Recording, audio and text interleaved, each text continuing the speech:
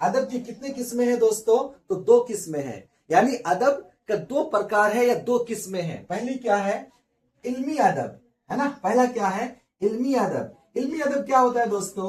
इल्मी नौइयत की तहरीर है। यानी अदब की दो प्रकार है, उसमें से पहला ये है कि इल्मी अदब। और इल्मी अदब में क्या आता है? इल्मी नौइयत की तहरीर है।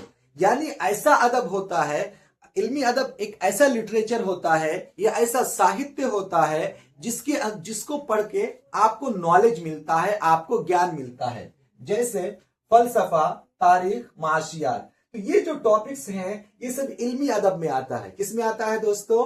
इल्मी अदब में। यानी इल्मी अदब ऐसा अदब होता है या ऐसा लिटरेचर होता है जिसको आप पढ़ के आपको ज्ञान होता है या नॉलेज मालूम होता है। जैसे आप इतिहास पढ़ते हो अकबर के बारे में, बाबर के बारे में, तो उससे आपको क्या मिलता है? ज्ञान मिलता है, नॉलेज मिलता है। तो वो इल्मी अदब है। क्या है वो? इल्मी अदब है। इसी तरह आप अर्थशास्त्र के बारे में पढ़ते हो तो उससे आपको क्या मिलता है? नॉलेज मिलता है, ज्ञान मिलता है। तो ये क्या है? ये सब जो है दोस्तों ये इल्मी अदब है। और इल्मी अदब जो ऐसी अदब होता है या ऐसी लिटरेचर होता है जिसको पढ़ के आपको ज्ञान मिलता हो, नॉलेज मिलता हो, आपके इल्म में इजाफा होता हो, उसे हम क्या बोलते हैं? इल्मी अदब बोलते हैं, है ना। और दूसरा क्या है? तख्लीकी अदब। दूसरा क्या है दोस्तों? तख्लीकी अदब। अब तख्लीकी अदब क्या होता है? जैसे नॉवेल, अफसाना, शायरी, ड्रामा।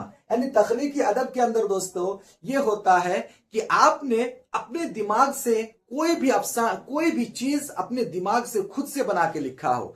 वो कोई कहानी हो सकती है, कोई शायरी हो सकती है, कोई ड्रामा हो सकता है, कुछ भी हो सकता है। यानी पहला तो हमने क्या देखा?